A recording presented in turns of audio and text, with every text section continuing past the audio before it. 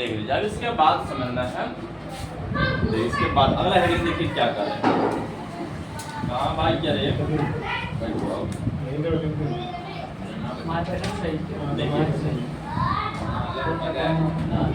देखिए अगला हेडिंग कर रहे हैं नेचुरल सिलेक्शन। लेकिन आप बताते हैं कि नेचुरल सिलेक्शन के द्वारा कैसे न्यू स्पीसीज बनते हैं। हम नेचुरल सिलेक्शन के द्वारा कैसे न्यू स्पीसीज बनते हैं, यह बात याद रखना है। नेचुरल सिलेक्शन के द्वारा कैसे न्यू स्पीसीज बनते हैं, देख लीजिए।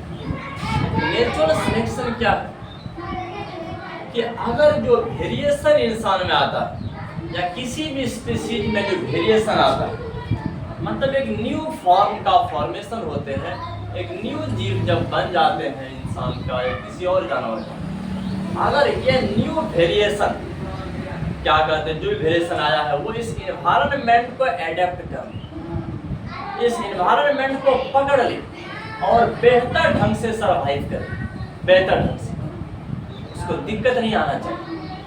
मतलब अगर मान के चलो यहाँ से अगर मेरा कोई पॉपुलेशन साउथ अफ्रीका जा रहा है और वहाँ पर उस इंसान में ऐसा चेंजिंग हुआ कि उस इन्वायरमेंट में, उस ज़्यादा हीट वाले जगह पर वो बेहतर ढंग से सरवाइव कर रहा है, बेहतर ढंग से वो जिंदा रह रहा है और रिप्रोडक्शन भी कर रहा है और बहुत ज़्यादा बच्चे को जन्म दे रहा है, बहुत ज़्यादा बच्चे को जन्म दे रहा है। तो इसे कहते हैं नेचुरल सिलेक्शन, याद रखना है। देख लीजिए बहुत बेस्ट, हम इसको क्या कर, इसका डेफिनेशन लिखा देते हैं। व्हेन हेरिटेबल वेरिएशन, याद रखना है, when heritable variation, when heritable variation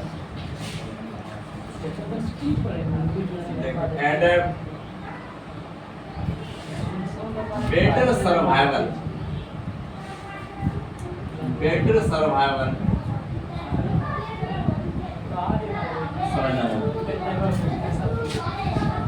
and release, देखिए और रिलीज करते हैं, and release large number of protein, समझना है बात को, large number of, large number of. तो चलो बिल्कुल याद रखना बच्चों, जब कोई हेरिटेबल वेरिएशन, कि कोई ऐसे वेरिएशन वो अपने पेरेंट तरफ से लाए कि जो बेहतर ढंग से उसको रहने के योग्य बना दिया और रिप्रोडक्शन करने के योग्य बना दिया और वो बहुत ज़्यादा बच्चे को जन्म देने लगे, तो इसी को कहा नेचुरल सिलेक्शन। इसी को क्या कहा, नेचुरल सिलेक्शन। फिर को याद रखना है, it is known as natural selection, इसे जाना जाता है नेचुरल सिलेक्शन के नाम से, नेचुरल सिलेक्शन, इसे जानते हैं नेचुरल सिलेक्शन के नाम से, इसी को कहते हैं नेचुरल सिलेक्शन। हाँ समझ, सब छोटा छोटा कहानी को याद रखना बहुत फायदा करने वाला है। तो चलो अब इसके बाद हम लोग एक एक करके चलते हैं आगे की दुनिया में। देख लीजिए कि ब्रीफ अकाउंट ऑफ इवोल्यूशन, और तुम लोग को आप इवोल्यूशन के बारे में छोटा छोटा विवरण देते हैं और याद रखना है, बड़ा इंटरेस्टिंग लगेगा। हाँ दे दे, तो पहला हेडिंग मार देते हैं। देखिए a brief account of evolution, समझना है बात, a brief account of, a brief account of evolution. देखिए इस हेडिंग में बहुत ज़्यादा एमसीक्यू आपको पता चलेगा, बहुत ज़्यादा एमसीक्यू। हाँ सिर्फ याद रखने की टेंडेंसी डेवलप करना है, सब हो जाएगा। देखिए a brief account of evolution, सबसे पहले क्या हुआ, 2000 मिलियन साल पहले फर्स्ट सेल्यूलर वाला ऑर्गेनिज्म का यहाँ पर क्या कहते फॉर्मेशन हुआ। सबसे पहला जो सेल्यूलर आया है, क्या सेल्यूलर फॉर्म ऑफ लाइफ, वो 2000 मिलियन साल पहले आया। कब आया, 2000 मिलियन साल।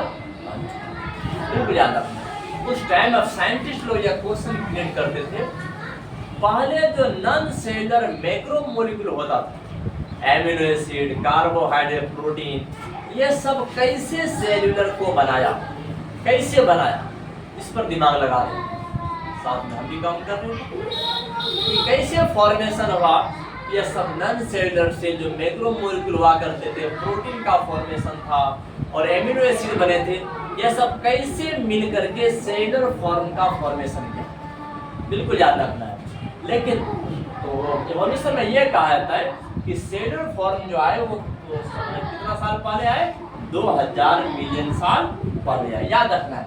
ये पहला छोटा छोटा अकाउंट हम देंगे, देख लीजिए 2000 मिलियन ईयर एगो, इसको तुम MYA भी बोल सकते हो। देख लीजिए 2000 मिलियन साल पहले क्या हुआ, first cellular form,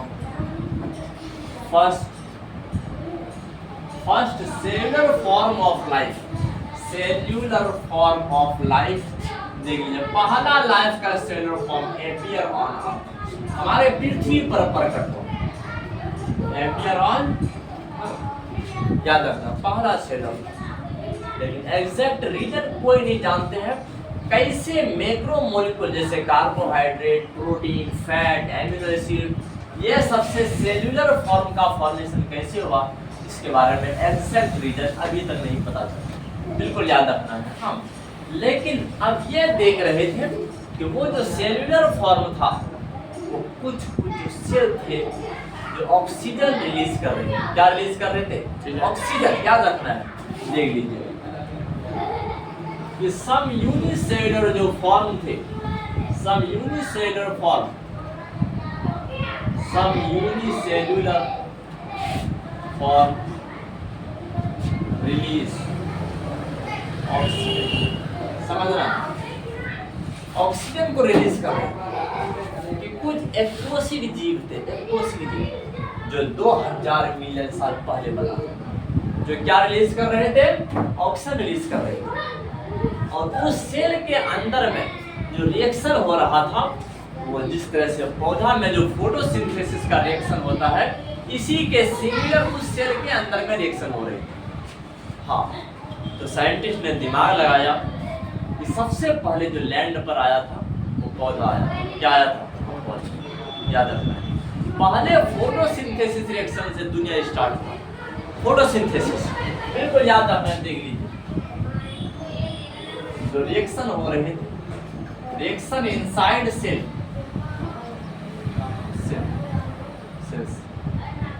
are similar to photosynthesis, किसके समान थे, फोटोसिंथेसिस के समान। इस तरह का रिएक्शन हो रहा है, बिल्कुल याद रखना। हाँ, तो ये सब घटना कब का घटना था, 2000 मिलियन साल पहले का। और इसके बाद चलो सीधे चलते हैं 500 मिलियन ईयर एगो, कितना पर, 500 मिलियन ईयर एगो। देखिए अब तीसरा वाला बात बताते हैं कि 500 million year ago, 500 million year ago क्या हुआ था, पहला जॉलेस फिश आया था। जॉलेस फिश मतलब बिना जबड़ा वाला मछली, बिना जबड़ा वाला मछली।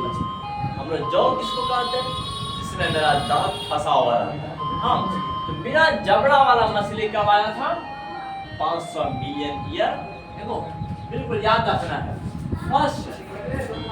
First jawless fish, jawless fish appear, fish appear. लेकिन अब समझना है, जॉलेस फिश तो आए थे, लेकिन ऐसा वाटर एनवायरनमेंट में रहते थे। कहाँ पर, जमीन पर नहीं रहते थे, कहाँ रहते थे, पानी में रहते थे। बिल्कुल याद रखना है, they were survived in water, they were survived, ये लोग सर्वाइव कहाँ कर रहे थे, they were survived in water। देख लीजिए ये लोग जिंदा कहाँ हो रहे थे बच्चों, वाटर में। सब समझना है, 500 मिलियन ईयर को पहला जो बिना जबड़ा वाला जो मछली आया था वो कहाँ रह रहे थे, पानी में रह रहे थे, याद रखो। हाँ, वही पर उसका भोजन होता था भाई, तो क्योंकि जमीन पर पले वो लोग नहीं रह पाते, नहीं रहते। इसके बाद क्या हुआ, 320 मिलियन ईयर एगो, कब, 320 मिलियन ईयर एगो। क्योंकि जमीन पर कैसे रहता बच्चा, जमीन पर खाने के लिए कुछ नहीं था, जमीन पर पौधा नहीं था, जमीन पर कोई भी घास नहीं थी, अभी तो पानी में नहीं रहा। जमीन बंजर, बिल्कुल सिर्फ थे। तो जितना भी जीव आ रहे थे वो पानी में जी रहे थे। तो इसके बाद 320 मिलियन ईयर एगो कि कुछ ग्रास का फॉर्मेशन हुआ, घास का फॉर्मेशन हुआ, और समुद्र में भी घास आ गई, सीवीड्स और कुछ कुछ ग्रास का फॉर्मेशन हुआ इस जमीन पर। हाँ, बिल्कुल याद रखना, पहले जमीन पर खाना का इंतजाम हुआ है, फिर कोई जानवर आ जाता है। इसलिए जमीन पर अगर एमसीक्यू बन करके आ जाए कि पहले एनिमल्स आया है या पहले प्लांट आया है, पहले प्लांट आया जमीन, तब जानवर आया।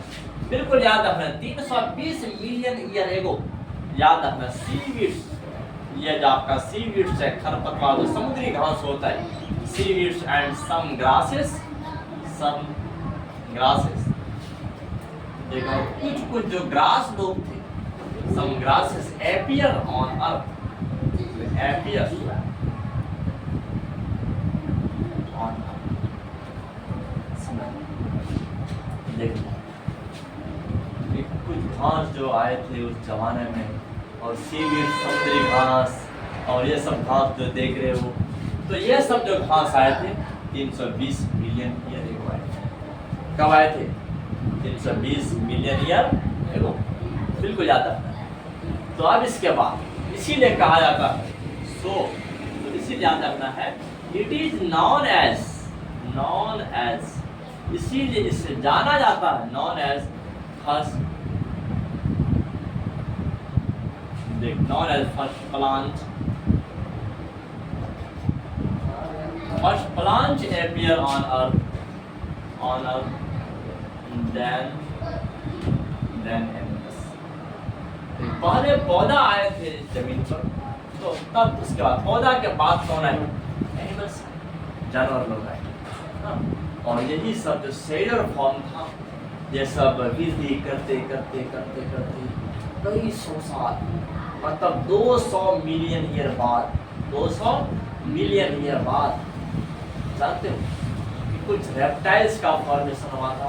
अब ये सब जो यूनिसेलर थे, ये बढ़ते बढ़ते मल्टी सेलर में बदल गए, मल्टी सेलर में बहुकोशिक जीव में बदल गए थे। बिल्कुल याद रखना है, बहुत 100 साल के बाद, 200 मिलियन ईयर के बाद, बिल्कुल याद रखना है।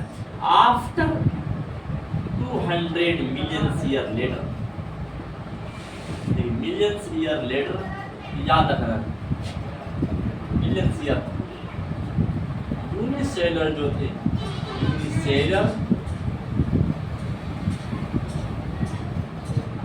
यूनिसेलर एग्रीगेट्स, ये सब जमा हो करके मल्टी सेलर बन रहे थे। एक कोशिक सब जमा हो करके क्या बन रहे थे? बहुकोशिक बन रहे थे, बहुकोशिक, बहुत जगह, क्योंकि ये जो प्रोसेस, इवोल्यूशन का प्रोसेस था, बहुत स्लो रेट से ये प्रोसेस हो रहे थे। हाँ, याद रखना, unicellular aggregates to form, aggregate होकर के क्या बना रहे थे? Multicellular. देखिए क्या बना रहे थे? मल्टी सेल्यूलर बना रहे थे। बिल्कुल याद रखना है। देखिए एक एक करके हम लोग सब पर डिस्कस करने वाले हैं।